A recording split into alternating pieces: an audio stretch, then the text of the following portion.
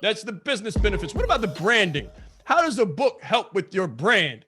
The personal branding benefits of writing a book are well accepted. The personal branding benefits, let me say that again. I want everybody to catch the right part. Personal branding. This is what we're doing here. We're talking about personal branding. The personal branding benefits of writing and publishing a book are well known. Writing a nonfiction book, that's a realistic book that helps readers in your field solve a problem or achieve a goal, does three things. It enhances your visibility, positioning you as an expert in your field. This is in the business psychology category. This is positioning as an expert. Number two, it attracts pre-qualified prospects. So once a person has gotten your book, if they contact you after having read your book, that means they want to do business with you, period. If you write the book the right way and you pre-frame them to let them know that your value is not for free and that you've got zeros behind your numbers, if you write that in your book and someone still contacts you, that means they have zeros ready to pay you. Now, if you write your book and you just say, oh, I'm down on my luck, I'll take any client that comes to me, woe is me. If you position yourself weakly, then you'll get the wrong avatar. They'll come right to you. But if you position yourself strongly, what you do is like a karate move. You attract the right person and you push the wrong person away at the same time. So you literally get to pick and choose who you want to work with the way you write your book.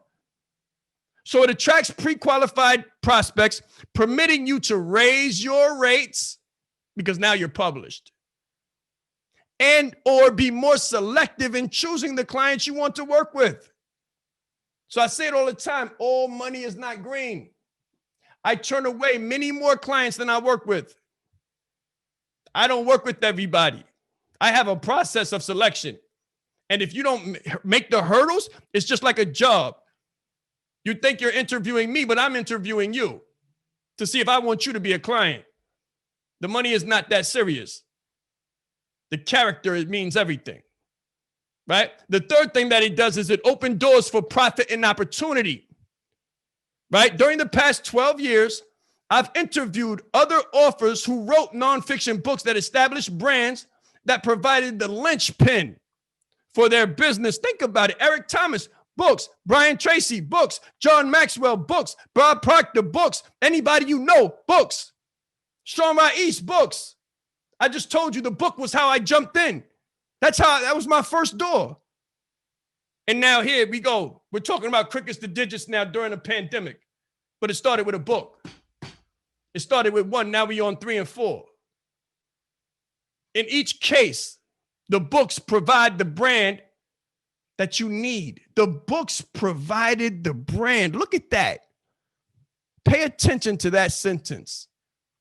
The books provided the brands that they needed to drive their brand forward or their money forward or their expertise forward. The books provided the brand, which means before the book, there was no brand. Before the book, there might have been a business.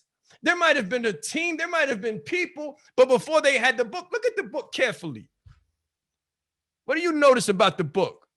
What do you notice about the book? The book is branded. It speaks for me. I don't have to talk to anybody and tell them that I'm a speaker. You see the headphones on my head. You see the microphone at my mouth. You see my morals, values, and principles all over me.